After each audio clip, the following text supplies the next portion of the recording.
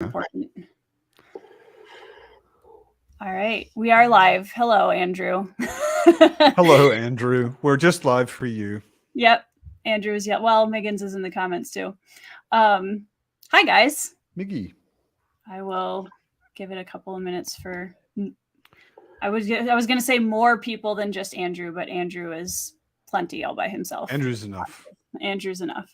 As long as we have Andrew in the chat, I'm satisfied. Megan's, what are you editing? Super secret project. I feel so weird that I had everything scheduled this week and I didn't have to edit any videos since like Monday last week. Kind of a weird feeling. That is kind of weird. I don't know when it was. I think it was Thursday last week. I shot like 4 videos in one night. And then I've just been editing kind of one a day for all through Christmas. Nice. Hi, Fazila. Top 10 of 2023. You've already read your 2023 books?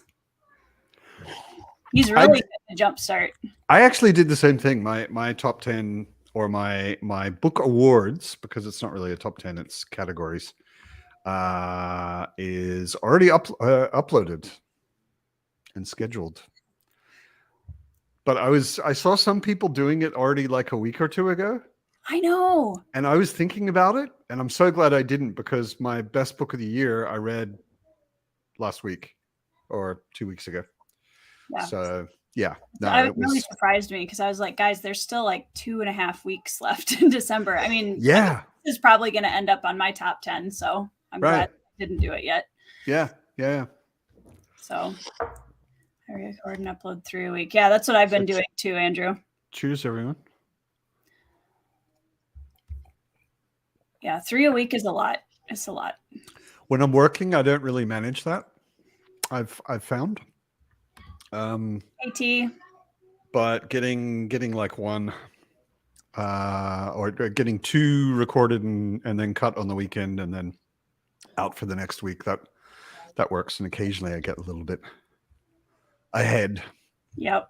Yeah, Andrew, my favorite of this year would be what I'm reading right now, but I didn't want to put in a reread.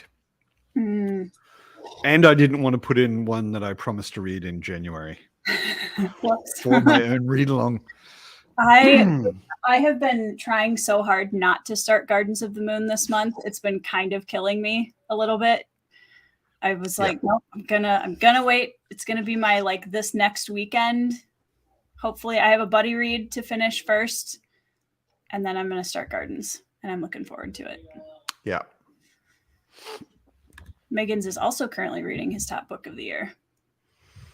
I would ask, but I'm sure that that's secret content. We're not allowed to know. We will know soon, I'm sure. Hot cocoa sounds good. I have water. I'm super boring today.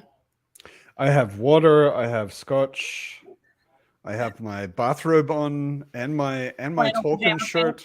Nice. So, like, how cozy can you get? I have, well, the Howler beanie is a staple at this point, but my shirt. The Howler beanie is stapled to your head. It's my brand at this point. It's your head. This one says, I'm not procrastinating. I'm doing side quests. Okay. That's my cozy t-shirt. I don't know why my lighting is so garbage today. Let's see. Andrew says, prepare for confusion, Tori. Andrew, the thing is, she's got me. Yeah, that's true. I have the Malazan veterans. There are so many. Exactly. There are so many Malazan experts. I wouldn't call myself an expert, but I have read it twice, Gardens at least. I would say anyone who's read Malazan twice is borderline expert. Yeah, go on Reddit.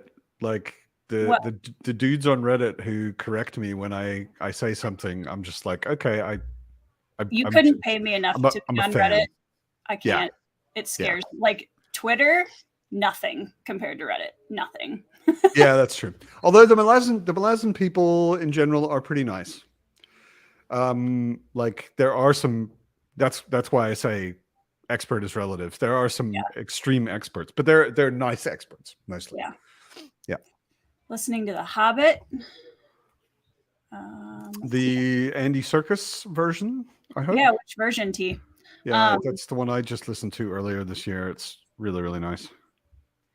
Andrew, this will be my second time reading Gardens, so I'm actually really pumped about it because I know more than I did the first time I wrote Gardens. So what my daughter calls spicy water. Is that coffee? Or carbonated. Oh, yeah. sparkling water. Yeah, he says, makes sense. Yeah, spicy water. Yep. See, my daughter, my 7-year-old, is one of those weird kids who likes all of the things she's not supposed to like at her age. Like, she tried coffee, thought it was the greatest thing ever. It is. And I'm like, see, I've never liked coffee. I've never been able to drink it, which is probably good because I don't want what it look like on coffee. Carbonated water, yeah. 11th cycle. I was kind of wondering if that was going to be it, Megan's. I am so stoked for February. I cannot wait to read that. I don't even know what that is. It's a new indie self-pub fantasy by Kian Ardalan, and it is based on, it's kind of his love letter to the Dark Souls video game franchise. Oh, right. Yeah. No, yeah. I've got a visual memory, and I can see the cover now. Yeah, that's the guy standing there with like 3 arms. Yeah, and the mask, and it looks so cool. Yeah, I've seen it. I've played Dark Souls. I've watched playthroughs. I played Elden Ring not so long ago. Nice. How was that? Elden Ring was, I played some of the early ones, Dark Souls and Bloodborne and whatever. And to be honest, I just got to the point where I was like, if I had 14-year-old reflexes, this would probably be cool. But I have 40s reflexes, and I don't enjoy just dying over and over and over and over again without any hope of getting any further. And Elden Ring was designed differently. So like there are still bosses that will just kill you in seconds 50 times. But usually they're not blockers for the entire game. Sure. It's designed as kind of an open world, and you can kind of go find one of those and then go, yeah, I don't think I'm ready for you. I'm going to go somewhere else. And you can still enjoy the game, Yeah, which is cool. So I liked it. I'm working through cool. Sekiro Shadows Die Twice right now. Yeah. One of those like 1.5 steps forward, 1 step back kind of games where I am dying a lot, but I'm like, kind of getting it. So, hi, Ronnie. Andy Serkis is correct. Yeah, I really want to listen to those. His narration is just excellent. Not surprisingly, I mean, he's a good actor, and he's got a remarkable range with his voice. Like when you're listening to it, of course he does Gollum perfectly. I mean, I knew that beforehand, but like when he's doing one of the Hobbits or when he's doing Gandalf or whatever, you know exactly who it is. Like his narration is really, really good. Yeah. Yes, Megan's actually, she is not my oldest either. I have a 10-year-old. He is my oldest. That always surprises people. I have 3 kids, 10, 7, and 5. Tori started having kids when she was 3. Right? 21 was actually my first one. I'm blessed/cursed with a younger face. People are always like, what, you're like 25? I'm like, no, I would. I don't know if I wish that. I'm okay. When you get older, the older you get, the more it feels like a blessing. Yeah, I'm sure that's true. Yeah. Yeah. No one ever confuses me for 25. It's funny though, because now that I've gone past the 30 mark, I wouldn't go back to my 20s, to be honest. Like, I was doing the dumbest shit in my 20s. I was an idiot. 30's good. Yeah. I'm still an idiot, but I was such an idiot when I was in my 20s. I was really dumb. 20s is rough. Teens is rough. 20s is rough. 30s is like when you finally realize that you don't give a crap as much as you thought you did. And like when you get in your 40s, crap about things you should. When you get in your 40s, you realize that not giving a crap is freedom. Yeah. Like you're just like, there are so many things I don't have to worry about anymore that I, for some reason, was extremely worried about 10, 20 years ago. Right. So yeah. Ronnie, what do you mean comics? How's my update on comics that I'm reading, or I'm not sure. what did Ronnie say about comics? I'm not sure. He's asking for my update on comics, and I'm not actually reading any right now, so I'm not sure if there was a specific thing. Yeah, I don't know anything about. I just put out a comic video for the first time. I say that all the time. At the beginning of my videos, I always say comics occasionally, and until last week, I'd never talked about comics. So finally, I did. That's not true, Wizard, by the way. It may be true, but you were more of an idiot when you were in your 20s. Probably. Guaranteed. That's what 'Cause 20s you are for. also a mom of 3. Solidarity, my friend. Let's see. Ronnie's in his 30s. 30s are good so far. I'm not complaining. Yeah, I had a lot of fun in my 30s. I think I had more fun in my 40s. Yeah, Wizard, I think you're just a couple of years older than me from what I remember. Ha ha ha. Ha ha ha. One Piece. Okay, so I know literally nothing about One Piece. Absolutely nothing. High five. I've seen Murphy Don't either. talking about it. I've watched like a few minutes of a couple of her videos. I'm kind of in an anime like manga slump-ish right now, I feel like, because I have so much fantasy content that I'm reading right now that I'm just not in the right headspace for anime manga. So I am. Wizard actually asked me a couple months ago now to do a top 5 anime video, which I will be doing in the next couple of weeks, hopefully, because I'm excited to talk about those. My favorite anime of all time is Trust and Betrayal, which is the prequel to Rurouni Kenshin, the series. It's 4 episodes, and it's one of the most masterful animated things that's ever been made, in my opinion. But you heard it here first, people. Tori and I hate One Piece. That's not what I said. I'm just trying to keep it. You're just trying to get some controversy going. It'll be all over BookTube and Twitter tomorrow. They hate it. Hey, Mike's here. Vinland Saga, yes, Vinland Saga. I'm also reading it right now. Hey Theo. Hey Mike. Hey Theo. Top 5 anime Vinland Saga. That's the list. That's the list. Yep. Nice. Yeah, that's actually, well, not anime, because I haven't actually watched any Vinland Saga, but is it an there is an anime, yeah. Oh, okay. Yeah, but I've only read the manga. I am. Yeah, I haven't watched any of the anime. I don't really do anime so much. Yeah. This was under Roy's pillow. Oh, thank you very much. So what'd you get for Christmas?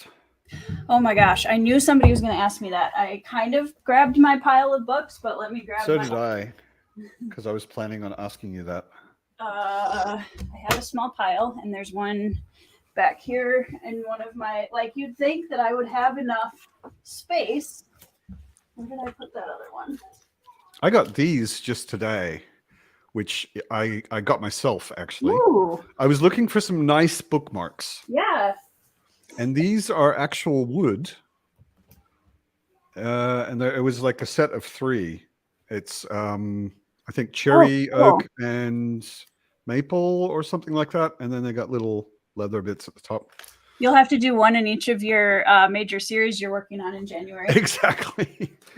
Well, yeah, if it was only that, I also got this one, which is a cool leather bookmark with Matt-on-Books on it. I need one of those. Sort of aqua color. You want one with Matt-on-Books on it as well? I mean, sure, I'll hype your channel. I actually noticed for the first time somebody was wearing a Library of Alexandria hoodie this morning, and I was like, well, I need one of those, obviously. So I'm totally cool hyping everyone's channels on my channel. I love it. I don't have any merch. Not yet. Sorry. Not yet. I'm saving the merch for when I get past 1,000 subs. My one of the things I would like to do is make myself a black beanie that has my logo on it. That would be pretty cool. Because the beanie is kind of my trademark at this point. Okay. The other cool thing I got for Christmas was this.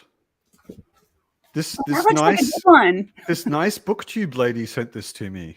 That was really nice. I can't remember her name, but yeah, I'm gonna have to look it up. But yeah, some nice booktube lady sent me that. It was Tori. Some other nice booktube lady sent me this.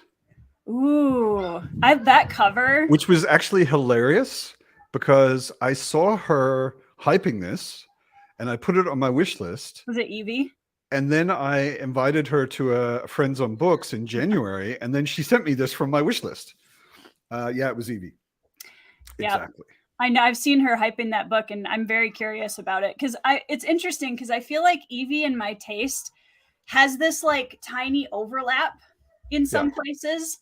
So I have no idea, like, but I'm very intrigued by that book, and the cover is stunning. The cover is gorgeous. I mean, you know me, I'm a designer, and I get into covers. And as soon as I saw this, I was like, ooh, I have no idea what this book is about, and I already want it. You know, it's a really, really pretty cover. Gorgeous. Wizard, I will 100% buy your merch. Let's see.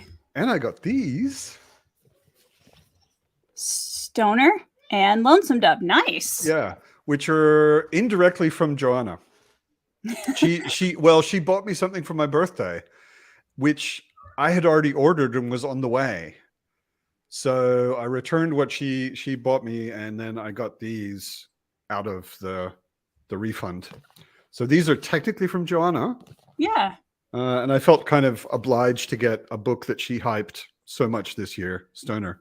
And there were a lot of booktubers that really loved it. And maybe the thickest book I own now. Jesus. That is one of my favorite TV series ever. I love that TV series. I've never seen it, but I love Westerns, like like movies. And I don't think I've ever read a Western novel.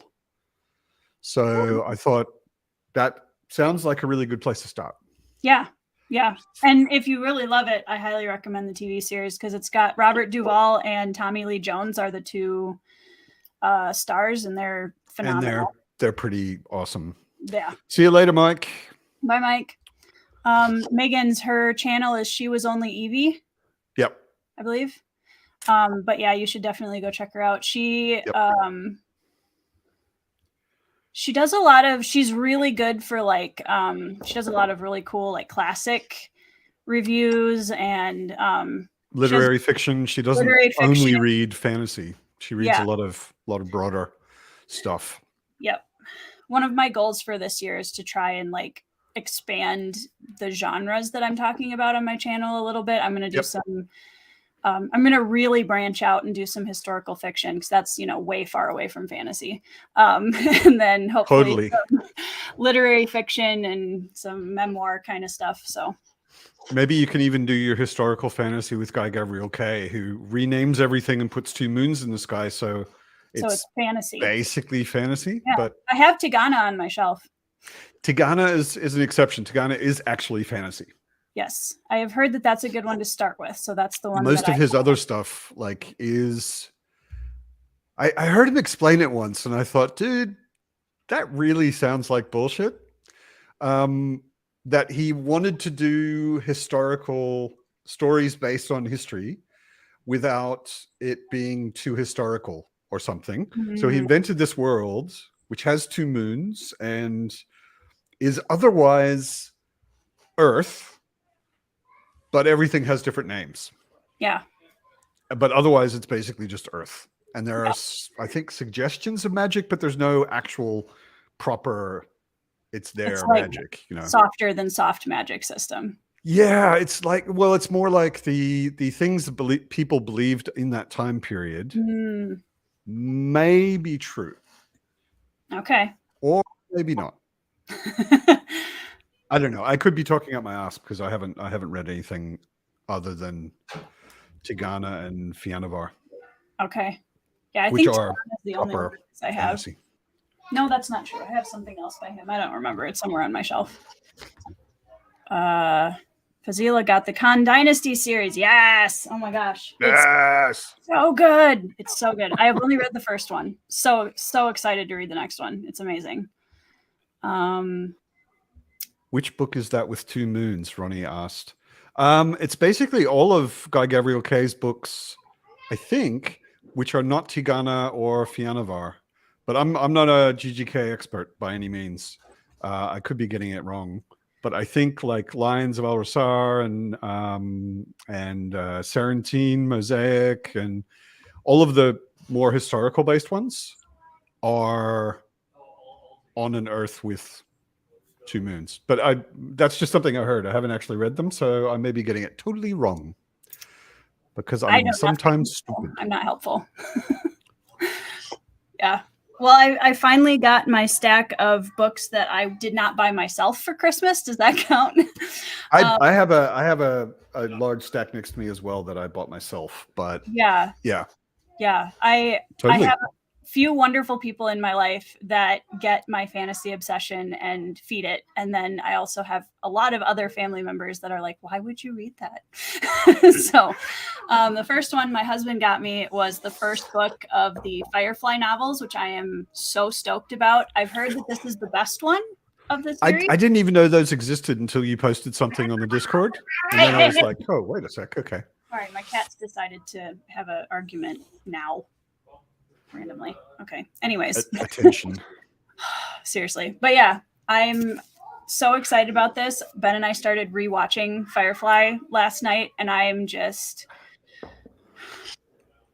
we could spend all day talking about it, so I will stop there. But I want to start a rewatch. I haven't watched it in a very long time.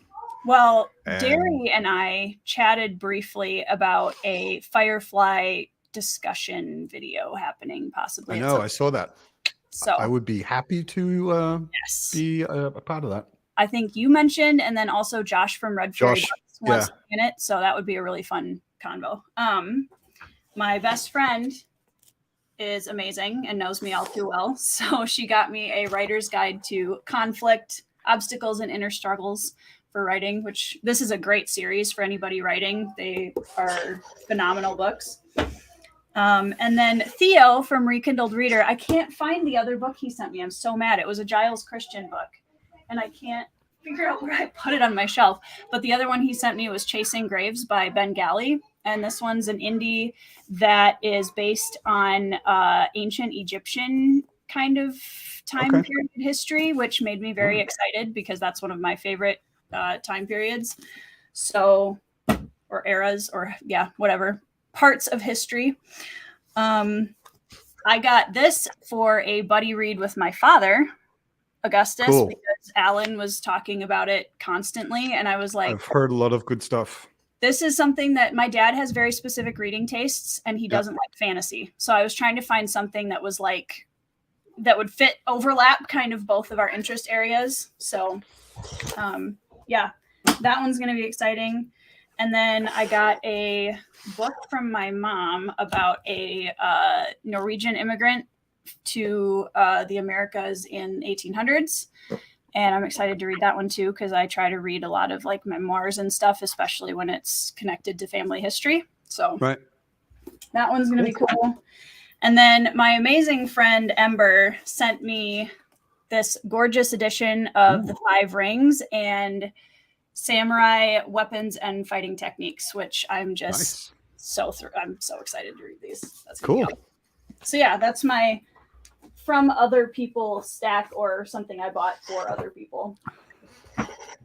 But I have a large stack coming that I bought. There's Evie. Evie has entered the chat. Hey Evie, we were talking about you earlier. All good things. Yeah, all good things, because you sent me a very pretty book. Gorgeous cover. It's I would say it's probably the prettiest cover I got this year. It's gorgeous. It's just book. Like that illustration is just beautiful. That's probably one of my favorite covers I've seen this year. Yeah. It's hot. Let's see. Hi, really Kay. Tori, are you friends with Johan? Yes, I am. He's very cool. We've had a couple of chats. We actually had my Malazan versus Cosmere book chat. He and I did a while ago. He was one of the first like collab videos I did on my channel. And the bridge burner is completely buried. I mean, I'm slightly the biased. Bridge crew, I hope. So if I had to choose between them, we all know where I'd go. But yeah. Augustus is something I want to pick up eventually. Yeah. Johanna, I can't talk today. Joanna is very good at selling books on her channel. Like she just has great reviews. But yeah, I think I saw hers and I saw Alan's review of it. And Evie, if you're still here, did you do a review of Augustus? I can't remember. Evie is here. She was, yes. She just commented something, but she did, yes. Yeah. So that's why my ears were burning. Yes, we were talking about you. Evie and I might be doing a discussion on Wuthering Heights shortly. And how much you loved it. And how much I didn't, which I think will be a very interesting discussion. I'm actually really excited about it. Yeah. Yeah, it's possible to have civil discussions about wildly differing opinions. Yeah, it is. It's amazing how easy that is when you're not trying to be not insane. You just had Augustus in my favorites of the year. Okay. Yeah, I've seen half of the video, so I need to finish the other half. I bought myself for Christmas a bunch of stuff. I work in technology. And I've worked in the web since the web has existed, basically. I'm old enough that I remember phones that worked like that and where you didn't have a supercomputer in your pocket and all of that kind of stuff. So when the web was taking off, like in the early 90s, when I was in university, I was like, oh, this is going to change everything. And lately I keep thinking, what's the next thing that's going to change everything is artificial intelligence. When it really, really gets going, that's going to be a mess. And I read this book quite a while ago. Ooh. I recommend it to anyone that is even slightly interested in artificial intelligence. Nick Bostrom is or was, I assume he still is maybe, a Harvard, I think, professor of philosophy, who also, like a long time ago, already, I think in the 90s, he noticed, okay, artificial intelligence is going to be a huge thing, and it's maybe scary. And he went to all of the AI experts he could find in the world and asked them all sorts of questions. And then he puts it all together in this book and goes through all of the potential scenarios in a very, very logical, thought through kind of way, not hype. Wow, it's going to be so cool and we can make so much money, but really like, okay, what does this mean? Right. And it's kind of terrifying. Kind of terrifying. It's really actually quite fucking terrifying. I read that book and I was like, yep. Oh, damn. Okay. And recently, so next time someone asks me what horror book I'm reading next, I will answer with that one. Superintelligence. I so recommend it. If you want to have an idea of like which directions are AI potentially going in and what could it mean, this is the book, Superintelligence by Nick Bostrom. And one of the things he talks about in the book is the other book I bought, The Alignment Problem. Like, how do you actually teach a machine values? You know, like we kind of take it for granted that like if we created a conscious machine, it would do what we want it to do. But why would it? There's absolutely no reason why it would. And it's really actually a very complicated problem. Teaching machine, this is the way you should behave, and this is why, you know. And then like, who is teaching it? Right. Because then it's subjective. If the Chinese government is teaching it, if Elon Musk is teaching it, if you're teaching it, they're all different values. Right. Oh, and I also bought myself this little gem. Hey. There's a book behind you on the shelf. I don't know why. Man, that's a nice cover, Sarah. Yeah. I'm excited. It's been really crazy to see so many copies of it out in the wild. It's kind of surreal. And starting to get some reviews trickling back in. Yeah, it's pretty cool. So kind of taking baby steps into that world before book one of the Bruhai comes out next year, which I'm very excited about. I am rotary phone old. Yes, Andrew. It's funny, Mike from Mike's Book Reviews and I were just talking on Twitter this afternoon about there was an image that I posted, which was basically saying that you shouldn't fuck with Gen X. Oh yeah, I saw that. Because Gen X were home alone all summer, going out and doing whatever they wanted, feeding themselves in the wilderness and this kind of thing. And it was like the whole description. I was like, that was exactly my childhood. Mm-hmm. Yep. Summer, you came home, and after you ate breakfast in the morning, you went out by yourself with other kids, and you came back when the street lights came on, and your parents didn't know where you were and didn't care. I was out in the woods behind our house for hours and hours and hours on end when I was a kid. Yeah. And it's quite different than a lot of today's kids. Yep. I mean, it's not, but also the world is different too. There's a lot of things that I feel like I as a parent have to be aware of that my parents didn't, to some degree, at a different level, if that makes sense. Yeah. So I mean, I'm not at all a parent, so of course parents know better. But I remember seeing something, because a lot of parents nowadays say that, especially like crime related and abuse and that kind of thing. And there was a study that said something like, the numbers of out of home committed by someone that the child doesn't know kinds of crimes against children hasn't really changed.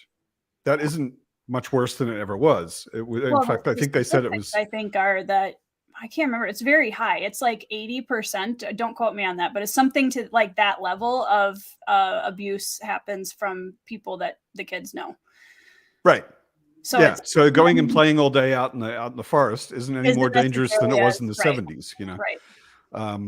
But other things, digital access. Andrew, that's kind of what I'm talking more about, is that like there's a whole different realm of like access to children on a digital scale that I think is more like, because when I was a kid, the internet was not what it is now.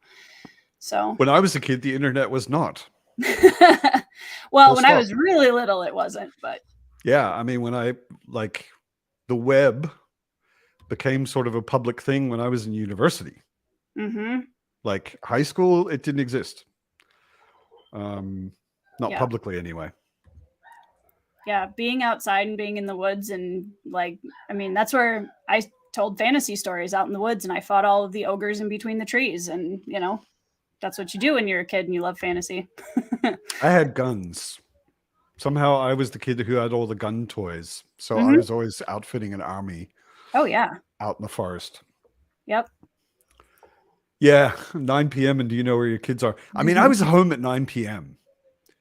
Even back in the 70s, I was home by 9 p.m. Like it was basically when it starts getting dark, you go home. Mm-hmm. Otherwise, your parents don't want to see you. Yeah.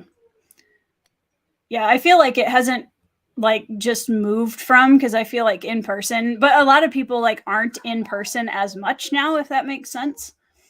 So yeah, totally agree, Evie. So very good point. My dad used to get so frustrated because I had a pile of really cool sticks in the corner of the garage all the time. It's like, no, that's the sword. You can't throw that one out. I had a divorced father, so I always got all of the guilt toys. So basically, if I asked my dad for almost anything for Christmas, I got it when I was a kid, because he lived elsewhere and didn't know how to make up for it and whatever. And I got a computer before all my friends did, which ended up kind of defining my life, working in technology. Yeah. But it also meant I had the coolest plastic guns, and some of them metal. Yeah. Yeah. So all the kids would come over to my place and I'd pass out You had all guns. the cool toys. Yeah, I'd arm everybody and then we'd Oh, go out yeah. and create havoc. Fields of Pelennor. Yeah. Just with guns. Let's see. Well, guys, should we do a reading sprint and then? I also got this. Oh, I have one of his books on my shelf over there. Yeah, well, I got this one specifically because it's I don't know if you would say it's about the subject of AI, but it was in my AI stack when I bought, because it's a novel, but it's about Clara, the character, the eponymous character, is an AI. Oh, like a robot with an AI. I think a robot with an AI. She's an artificial friend. Yeah. So it seemed to sort of fit with all of the other things. Nice. Anyway, yeah, we wanted to sprint. I know that we will be back to chat more, guys, so please hang out with us. But I will be reading Deathless Beast by Andrew Meredith. I'm about 100 pages in. And I'm kind of ashamed to say I will probably be reading Assassin's Apprentice, which technically belongs to my read-along, which starts next month. But I was really impatient to get back to Fitz. Poor fucking Fitz. My heart is already broken. And I'm only halfway through it. Yep, Fitz goes through some stuff. Poor damn Fitz. Punching bag Fitz. Right? Yeah. I'm not sure what. Let's see.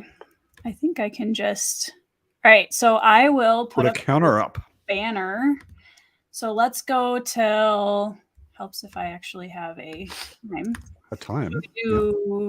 Well, it'd be 2:15 for me. So like 25, 35 minutes. Yep. Cool. 9:15 for me. All right. See it says it ends at oh yeah, okay. Yeah, the whatever 15. Because otherwise if I put my time, everyone's gonna be very confused. True. I especially would be. Yes. Yeah. All right, guys. We'll see you later. Read.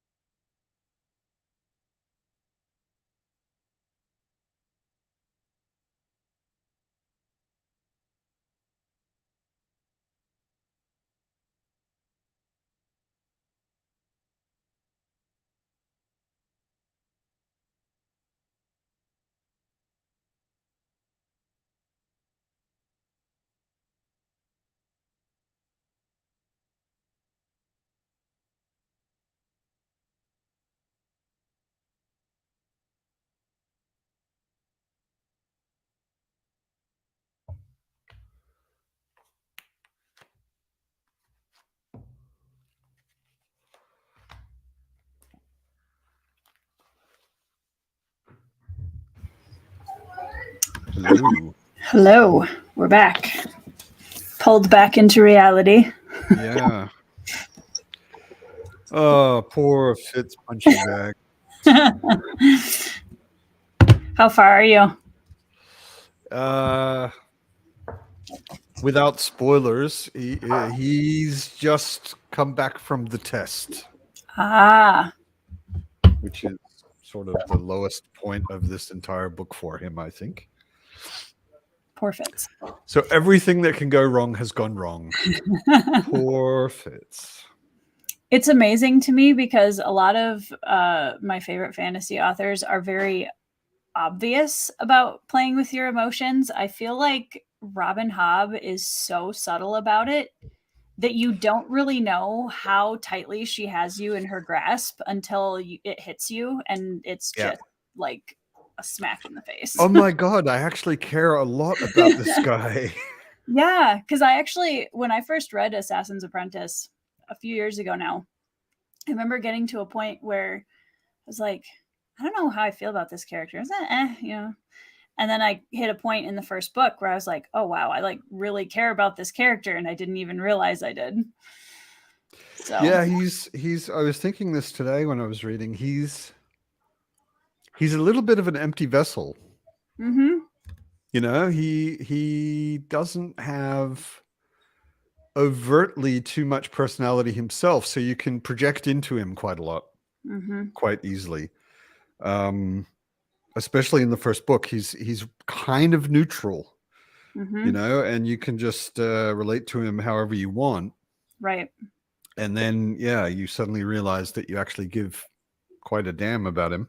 And then it's too late. You're gone. Robin Hobb has already destroyed your heart. Yep. Damn her. She is the queen of Oh, long game character arcs. yeah. I mean, I'm rereading it. Yeah. So I've read, I think I've read everything but the last trilogy. Okay. I always have this problem because I read the first trilogy when it came out, like 30 years ago or whenever it was. And then Live Ship came out. And then I went back and read the first trilogy again, and I read Live Ship. And then the next one came out, Tony Man. And, you know, so I think I've read all of them except the last trilogy. Okay. But I also have a crap memory. So it's like reading it for the first time, but it's familiar. You know, it's kind of not really a very conscious reread, but not really a first read either.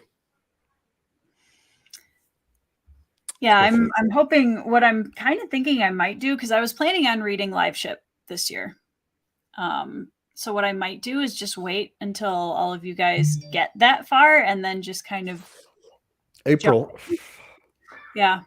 Although the way I'm going, I'll probably get that far in like end of January. Yeah. Yeah.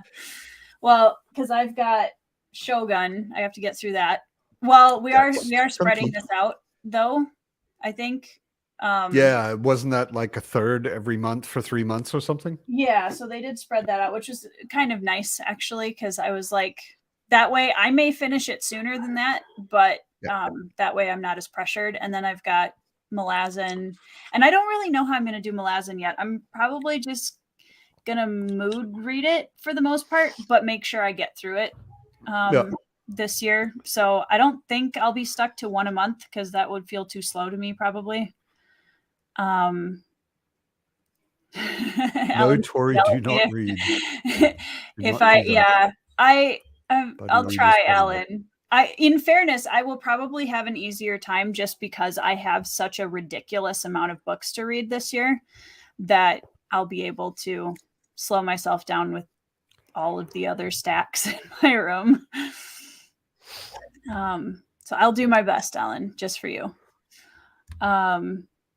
Kay is reading Wuthering Heights, so she can chat with Evie and I about it, which is awesome. 24 hours child-free is a Christmas present and a half right there. It's funny because whenever my parents have the kids overnight, my husband and I come home and everything's so quiet. It's almost like creepy. We're like, wow, what do we like? We could watch a whole movie without pausing or something really wild like that. Whereas I have the opposite feeling because I've lived alone for quite a while. Like last night, I was falling asleep and something in the kitchen sort of settled, just like, Ooh. normal like things settle and move. But I was immediately like, what the hell is that? Someone in my flat? No. Yeah. Alan, no, I'm not a terrible buddy read. Are you buddy reading with him Shogun or? Yeah, so there's Okay. a group of us doing Shogun. It's Alan and I think Alex from Tall Guy reads. Theo, I Right. think, is jumping in on Shogun. Alan, remind me who else. Everyone's involved in that. There's going to be a bunch of people. I would totally join you in a heartbeat if I wasn't doing like 3 all read of the alongs for the biggest. first 5 months of the year of all of the biggest, what Josh called the holy trinity of fantasy. I am so like, I felt bad because a whole bunch of people were like, "Oh, you're going to do the read alongs." I'm like, I would lose my mind trying to read all 3 of those series at the same time. I can't. I would hate them all by the time I'm done. Yeah, I mean, at least like Realm of the Elderlings is an easier read than Malazan. Yeah, yep. I mean, it's maybe harder emotionally. I would argue that as hard. Fire is also an easier read than Malazan. Yeah, there's a lot in it, but it's not as like not complex. Isn't right? I mean, it is complex, but not like Malazan. No. But the 2 of those are like Song of Ice and Fire and Malazan are heavier, sort of, as far as like details and jumping around and all of that. Whereas like Farseer seems almost simple because it's like, oh, you got basically one character to follow, and he's just going to rip your heart out every 2 chapters, but otherwise it's easy, Yep. I will say I also really love a romance in Realm of the Elderlings. There's a really good one in there. I need to do my video on, because everybody's like, oh, Tori hates romance, which is partially true, but I want to do a video that's like actually talking about my favorite fantasy romances to prove that I do have some. Tori hates bad romances. Yes, accurate. Me too. I have absolutely no problem with romances, but a lot of romances, especially in fantasy books, are kind of garbage. They're so bad. Yeah. So Kay is also reading Malazan, which is very exciting. I'm just so excited that everybody's reading it and that I'll have all these people to talk to about it. It's going to be great. I keep thinking about I keep thinking about doing a video specifically just focused on the Siege of Pale, which is Gardens of the Moon chapter 2. It's right at the beginning, and it's one of the most common problems I've heard from people having is that, like, right at the beginning of the book, Erickson throws you into this huge battle and some time jumping and like there's weird betrayals or maybe betrayals and intriguey things going on, and you get like 15 characters dumped on you in one chapter and that kind of thing. For me, like if he's gonna do that and he's gonna do a bunch of hopping and throw a bunch of characters at me, I am so glad he does it during a battle scene, because I actually prefer that than just like, here's a, we're in a palace at a political function and here's this person, and this person. Like, I'll be bored in 5 seconds if that is how you introduce them. Yeah, no, I mean, chapter 2 is definitely not boring. Like anything but boring. I need to put this down or I'm going to literally start reading it right now. But I've actually been thinking about doing a video just going through the detail of what's going on in chapter 2. Because I know a lot of people struggle with it, and I know a lot of people are doing a read of it this year. And I sat down the other day just rereading chapter 2, skimming it, because I've read it a couple of times already. I'm just skimming it. And I'm like, okay, I want to catch every new bit of information that's being spit out in this chapter. And it took me a couple hours to get through like 5 pages because I was like, Oh my God, So much there. He's mentioned the Bridge Burners. He's mentioned the Warrens. He's mentioned the Warren of Chaos. He's mentioned, all of this stuff is like new information for anyone just getting into the series. Right. So that would probably be like an hour and a half long video, but I'll watch it. Yeah, I mean, a small number of people would, but a number of people who are going to read it have said, "Yeah, that might be handy." Yeah. So, Oh, for sure. Yeah, I might manage it this week. Also, I have to step in for a brief second to fix this connotation here that Alan is throwing out there. So, I am technically not tied to the Malazan read along. I decided in like August that one of my major goals for 2023 was going to be reading Malazan and finishing the series because I'd read up to Midnight Tides a while ago. I'm trying to remember how long it's been since I read House of Chains. Probably 3 years, 2 years, 3 years. So that was like the last one, but the first 2 or 3 I read back in college. So I had decided I was going to read Malazan in 2023. And then all of a sudden it was like, there's a big read along. So I didn't know that was going to happen when I decided to do it. So I'm kind of on my own time with Malazan because that's one that I really want to either be able to take my time or go, like I don't want to be tied to, but I'll probably end up reading a lot of it alongside everybody else. So yeah. Shogun, I'm very excited about Shogun. It's going to be awesome. Yeah, and that sexy edition also. Oh, it's so good. Every time I see someone hold that up, like Theo was holding it up recently, Josh held it up a while ago. Yeah, every time I see that, I'm like, first of all, I just want that physical book. No, it's not that bad. It's like 30 euros in Amazon over here. It's so beautiful. Yeah, love it. It's very pretty. I also am hoping to actually get myself the fancier hardcovers of Loch Lamora this year because I just have the mass market paperbacks and I really like to get the nice hardcover anniversary editions. Yep. I've got those on my wish list somewhere as well. This is the tea today. Tori hates romance, One Piece, and is a terrible buddy reader. Exactly. Thanks.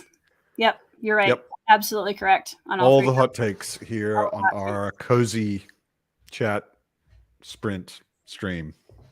I have so far avoided being too controversial with all my hot takes. I mean, the fact that Red Rising is my favorite series of all time definitely has been interesting because a lot of people are like, why? But it's fine. It's your branding. It is. I mean, I don't remember the last time I saw you without that cap on. It also is great for bad hair days because I can just throw the beanie on and nobody knows. Right? I can't have bad hair days. I don't have hair. That's the thing with curly hair. It either looks excellent and you just roll out of bed and it looks fabulous, or it's just a hot mess. And it's no mid-rising. I'm sorry, no. I will possibly be reading Live Ship Traders with you guys, though. That is one that I'll probably jump in on. I mean, if we really are doing one a month, then that should be, I think, April. Mm-hmm. Yeah, so that one, I may jump in for that one. I'm not going to read the entire Realm of the Elderlings this year because... Well, I'm not either because we're doing one a month. So... it'll be one every month, but that won't get us through 16. That's true. This year. So it's going to be a multi-year read along. I don't know. The impatience I've got and the joy at getting back into that world with Fitz and then like, oh, the fool turned up and I'm just like so excited. Yep. I think I'm going to have a really hard time doing one a month. Yeah. I might read whatever I want and then each month do a skim reread so that I'm not completely abandoning everyone I invited to read along with me. Mm-hmm. I don't doubt it. I feel horrible. We're going to see. I may need like a wrist brace after reading this. Yeah, that's super chunky. I will just buy a paperback version of it. But even the paperback is like as thick as your head. Yeah, it's probably not as heavy though. It would be lighter, yeah. My Game of the Thrones or my Song of Ice and Fire is actually the UK paperback box set, which has Storm of Swords split into two and Dance of Dragons split into two as well. So they're all kind of reasonably sized. That's kind of nice, actually. Yeah. Alan's picking a fight over here just because he can, and he's being a pot. Yeah, and he's telling me not to dust the buddy reads. Okay, seriously, though, guys, I'm impervious to Red Rising hate at this point. I've heard it all. Trust me. She's got it on her head. She's committed. And it's fine. Like, I know so many people are like, oh, I really hated Red Rising. That's fine. It's fine. Like, it's totally fine. It's fine. You're wrong, but it's fine. You're wrong, but it's fine. Yeah. I think if people sometimes go into it with weird expectations, and that definitely doesn't help. But I'm going to do some videos on that, guys, especially with Lightbringer coming out this year. I have a whole deep dive Red Rising series planned. The only expectation that I have absorbed so far is the first book is Hunger Games, and then it gets good. I love the first book. It seems a common opinion. Yes. I have no opinion. I haven't read it, but yeah. I've heard this. Let's see. Don't do it, Matt. Yeah. So Elaine is also jumping on live ship. Nice. Okay. That's true. That's a good point. I don't think I've ever done that. Yeah. I can't even imagine how I could do that. The way I sit when I'm reading, I'd need 2 or 3 pillows, I think. So, okay. So Alan apparently does like Red Rising. But well, Iron Gold, I haven't read Iron Gold or Dark Age yet because I'm afraid of them. I'm going to read them this year. It's going to happen. But I'm I love here the whole time we all thought you were an actual fan of the series. So what you're saying is you're a poser? You're a Red Rising poser? Is that what you're saying? I'm working really hard at being nice right now. Yeah, I'm totally a poser because I haven't read Iron Gold and Dark Age because I'm terrified of being hurt. I'm terrified of being hurt. So, in fairness, you have to admit, you're probably a little afraid of reading that last Realm of the Elderlings trilogy. Yeah, I From mean, an emotional standpoint, it's going partially because I know that the amount of heart destruction that goes on in Farseer is nothing compared to the final trilogy. I've read the first book of the final trilogy by accident, and after the final trilogy, it's over, which is also horrible. You know. Yep. So yeah. Yes, you would. Yeah. Actually, I've seen you do it, Alan. Yeah, I have too. It's kind of your jam. Advertising. Yeah, I was going to say. Evie, I cannot wait. He's just trolling. I cannot wait for this discussion. It's going to be amazing. I cannot wait. Isn't there a fantasy ripoff or satire of Wuthering Heights? Probably. Or am I thinking of Pride and Prejudice and Zombies? There's all these Jane Austen fantasy sort of satires. And I thought there was one based on Wuthering Heights as well. I don't remember. Mm-hmm. Yeah, it's not badly written. That's not the problem I have with it at all. And I'm actually listening to Joanne Froggatt, who plays Anna in Downton Abbey, the blonde maid. She's one of my favorite characters in the show, and I saw that she had done an audiobook of Wuthering Heights. So I thought, hey, if I'm going to listen to an audiobook, it's going to be somebody that I already know her, and she's got a great voice, and she's doing amazing. So the audio narration, the writing style, all of it is really good. It's just I want to all the characters. Yeah. There were a lot of I've read long time ago. I've read some Jane Austen and some of those old classic, stories where everyone is trapped by their social position and expectations and all that sort of stuff. Mm-hmm. And I always got to the point where I wanted to set them all on fire and just walk away with a big flaming book behind me. I just, I don't know what people, I did love Downton Abbey as well. Totally. That was actually a lot of fun. but a lot of the Jane Austen, and I haven't read Wuthering Heights, but I just always imagined from everything I've heard, I would just want to punch everybody in the book. I have had very strong emotions reading this book, so I will give Emily Bronte that. I have had very strong emotions reading this book. Were they the ones that she wanted you to have, though? Maybe. Evie might argue that they are, so we'll see. Oh, okay. Evie says that's the point. Yeah. So Okay. I mean, she's doing it very well. I just don't want to be angry all the time when I'm reading. Yeah. So I'm gonna skip through some of the Red Rising hot takes in here. But yeah, Evie, don't. I mean, I couldn't. I'm trying to remember what actually I read. I think I read 2 Jane Austens, and I don't even remember which ones they were. It was a very long time ago. I think it was a high school read, and it like, I just, it just seemed to me, maybe it was just because the social mores and the limitations of everybody is so far from my reality. It was very hard to relate to, and why everybody felt so limited. And it was just, it wasn't necessarily rage inducing. I just found everybody extremely frustrating. Like, get over yourselves and just go do something useful, you know? But yeah, I don't want to sum up one entire classic author with that statement. That's kind of rude. I mean, sorry, Jane. Yeah. I grew up on Jane Austen, like all of the TV series and movies and stuff. So I have like a nostalgic love of her stories and certain characters, especially. But that would be a very interesting discussion to do at some point, as a comparison of Jane Austen heroes and heroines. That would be very interesting. I think it was also maybe the time of life I was reading it, because back then I was much more into, like, the time period of Jane Austen is totally fine as long as there's pirates. You know, like I wanted more action. You wanted more pirates in Like Pride some flintlock pistols and some cutlasses. Yeah, exactly. That would have been very cool. But like a whole bunch of very mannered people walking around and failing to say the correct things to each other. Well, they pretend to be mannered.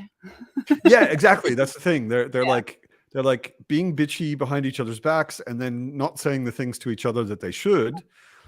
And it was tiring to me.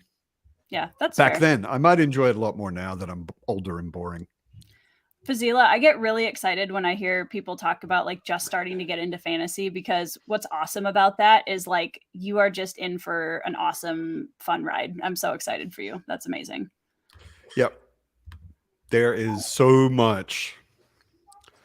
What have you read so far, Fazila?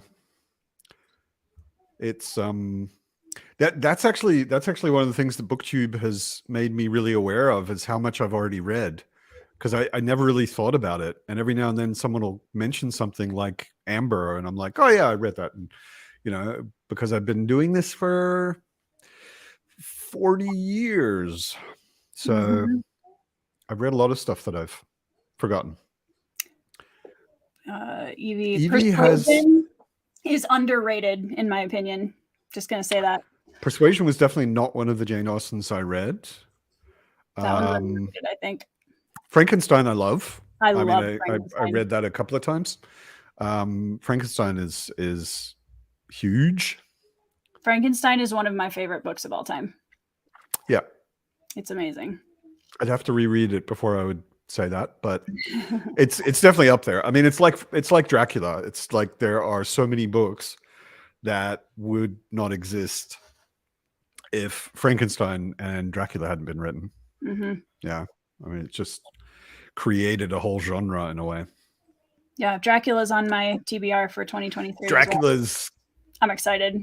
Yeah, I mean, as far as I'm concerned, fuck off, Alan. As far as I'm concerned, anything that you're going to call a vampire should be a terrifying monster. Yes. Right? Vampire does not mean sexy time. Vampire means wolf, and we are sheep. We are food. Thank you. That's what a vampire should be. And Dracula, there is a sort of sexy feeling in the book. Yeah. But it's what he's using to get food. They have that kind of like, they're supposed to have that kind of enticing, luring kind of atmosphere because they are predators that intentionally do that. Like, so that makes sense. If you find Dracula in Dracula sexy, I can send you a therapist's name. Like Dracula in Dracula is terrifying. Issue. Yeah, no, he should be terrifying. Yeah. Evie asked me if I've read The Guns of Dawn. No, I haven't. I think I saw Alan's video about it. And yeah, I asked him last night on his reading sprint where to start with Tchaikovsky, and he recommended that I start with Guns of the Dawn. So yeah, I just ordered it. Tchaikovsky in general. Actually, it was Alan's. What's Tchaikovsky's new thing? City of. I want to say City of Last Things, but that's actually Paul Auster. City of Last Chances. Oh yeah, that just recently came out, right? Yeah, and it's got an amazing, gorgeous cover, and there's a special edition with like sprayed edges and all of this. I really, really want it, and it sounded really nice. It sounded like totally my kind of thing. Going by Alan's, it really sounded really, really good. It's funny because one of my favorite Paul Auster novels is called City of Lost Things, so that's what I was getting it confused with. It's about basically, it's actually Paul Auster's only sort of science fiction novel. America has built a wall around itself and isolated itself completely from the rest of the world.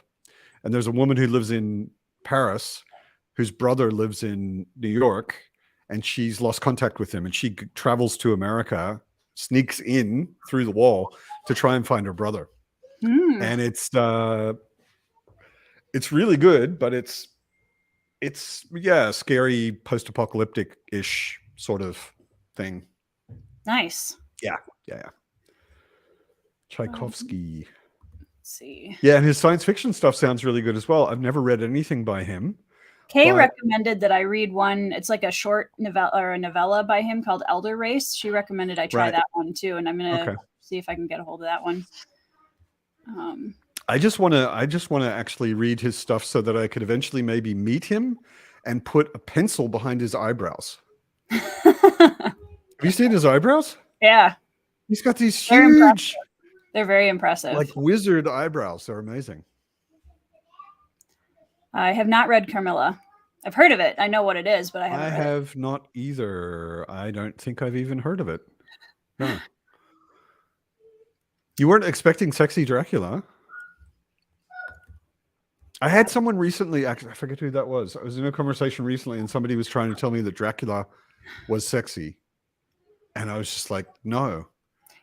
Dracula is a monster, like the most terrifying kind of monster, because he's super powerful and he's more intelligent. He's always the smartest guy in the room.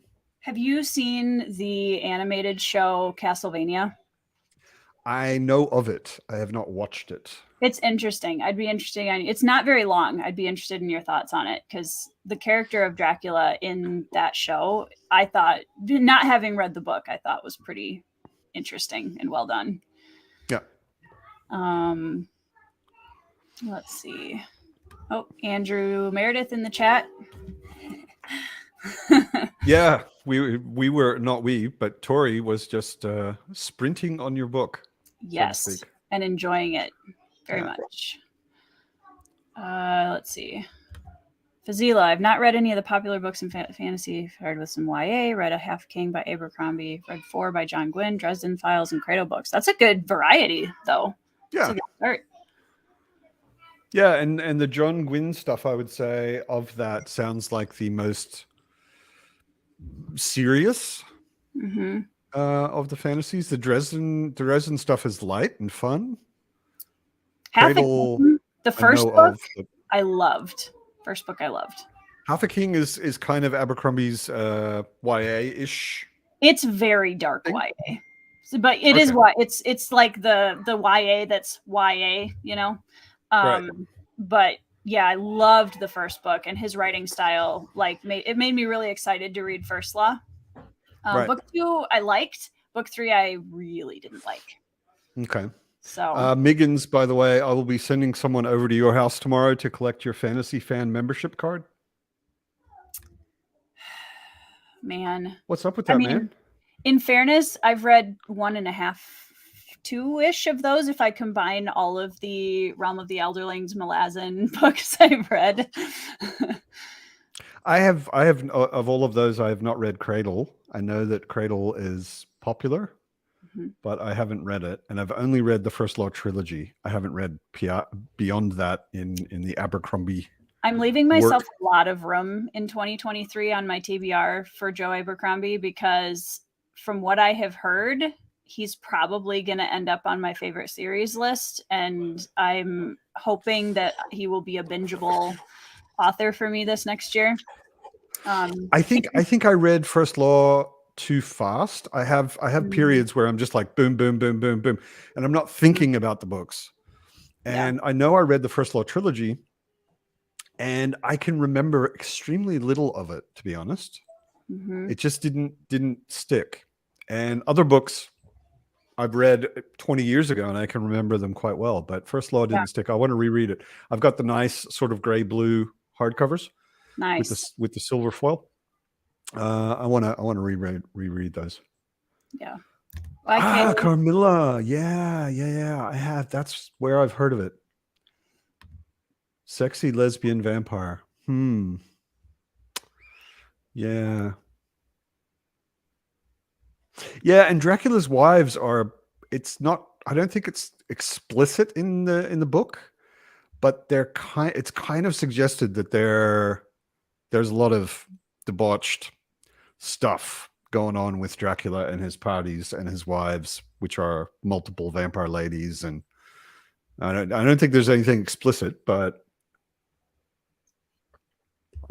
Dragonbone Chair, actually, I think I read Memory, Sorrow, and Thorn like 30 years ago, but I'm not sure. And if I did, I don't remember it. And I just recently struggled to find paperbacks for it. Over here in Germany, I couldn't. I've got 4. It's a trilogy, and it's 4 books, and they're all different editions. Every single one of them is a different edition. Wow, all of them that's used. Impressive. That's a talent. I would have gotten anything but that, but I couldn't. And I want to, maybe try and read those next year. Yeah. Same, Miggins. That's one of my problems. It's not a problem, but it's one of the reasons why I'm going to be slower on catching up on a lot of the major trad pub series, is just because, I have so many indie books that I've been going through, and they're amazing. You guys are way ahead of me, like you, Tori, and Andrew and Miggins, and way ahead of me on indie, because until I started my channel just last August, I didn't know that indie pub was really a thing. Yeah. I knew people were self-publishing, but I still had that sort of old, oh, you just do that if no one wants to publish your book. Right. Yep. Right. And of course your book's garbage. I had that kind of attitude. And then I've seen all of these things. Just recently I read The Severing Sun by von Roycroft just last week. And it was very good. It was, I think, if you liked Malice by John Gwynne. The writing style is similar. The writing style is similar, but I would say, at least for the first book, Malice, there were a lot of speed bumps in the writing quality because it was, his very first book.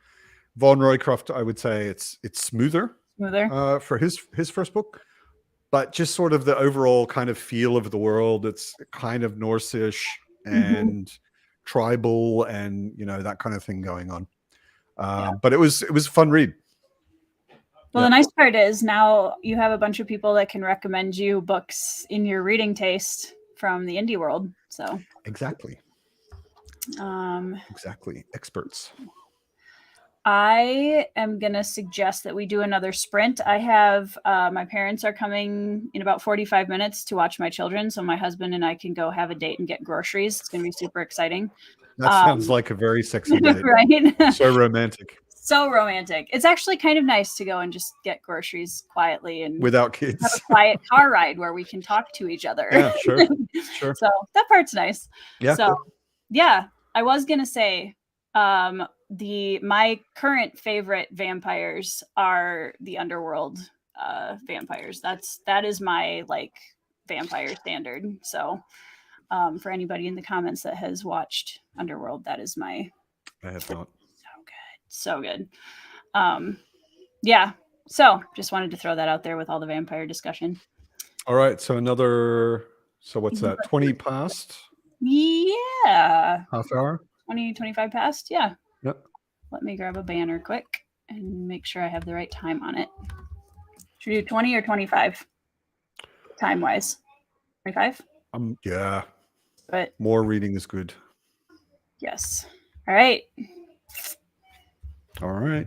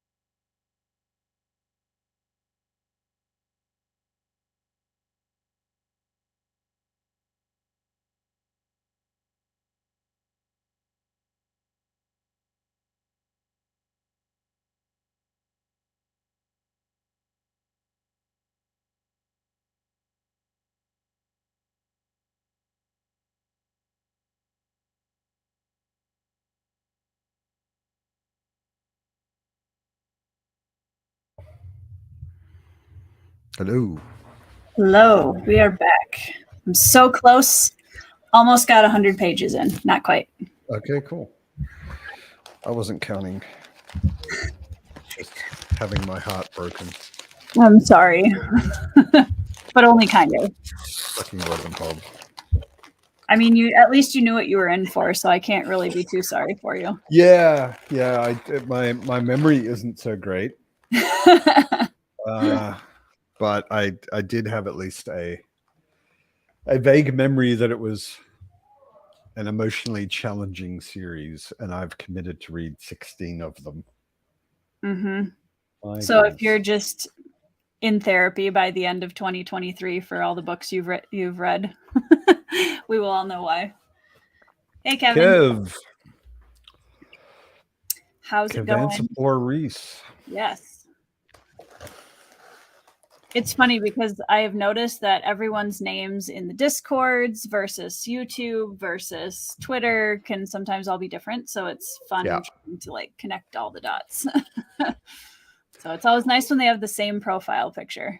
And count how many of them are Malazan based. Right? Yep. Cool. Well, I'm really glad that we did this today. This is my first reading sprint I've done on the channel, and I've been meaning to do that for a while because they're helpful. Yeah, I was also thinking about a sprint sometime soon on my channel. Yeah, you should do it. And I will join in and read. Yeah.